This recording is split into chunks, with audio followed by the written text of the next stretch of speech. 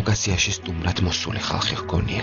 В 524 году до нашей эры Тигран I Великий Хайказуни, не путать его с Тиграном Великим II, это был Аршакуни, Хайказуни. Вот 524 год до нашей эры. Вот он из Испании переселил часть тигеров и поселил их в Армению. И греки четко указывают, где эта территория. Это территория Гурии. Ланчхуты есть, вы знаете. Вот там примерно 150 километров в ширину и 50 километров, значит, в длину.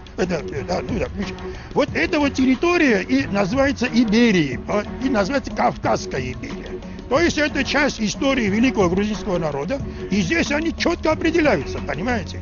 То, что грузинский элемент оказался очень жизнеспособным, очень энергичным, и то, что он распространил потом свое влияние на всю Грузию, это уже исторический момент, вы понимаете?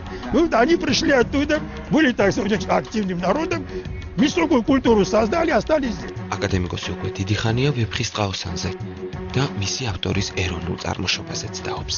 Вагреновор на армянском языке это Витязь тигровой шкуры, который создал Саркис Тамкаберци, армянский князь.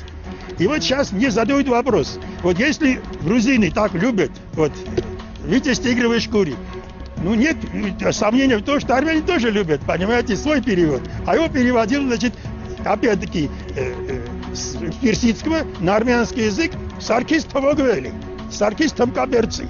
Он тоже нам дорог, правда? Правда, передали сейчас грузинам, находится в Тбилиси.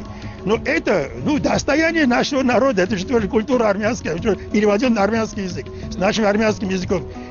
Ихо арабец Ростеван, Непер, Бисагат, Хвиали, Магали, Ухли, Давали, Лашкат, Бравали, Хвиали. Это какие красивые слова, правда? Это по-грузински звучит.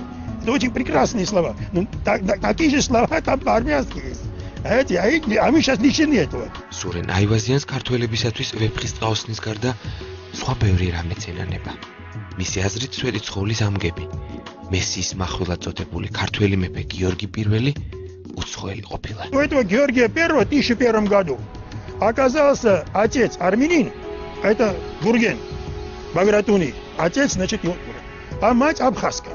Вот он и является Георгием I Багратуни, или на французский лад Багратион. Понимаете, тут картоля нет, дорогой мой. გზა თანამედროვე სომხეთის ჩრდილო-დასავლეთით მიემართება.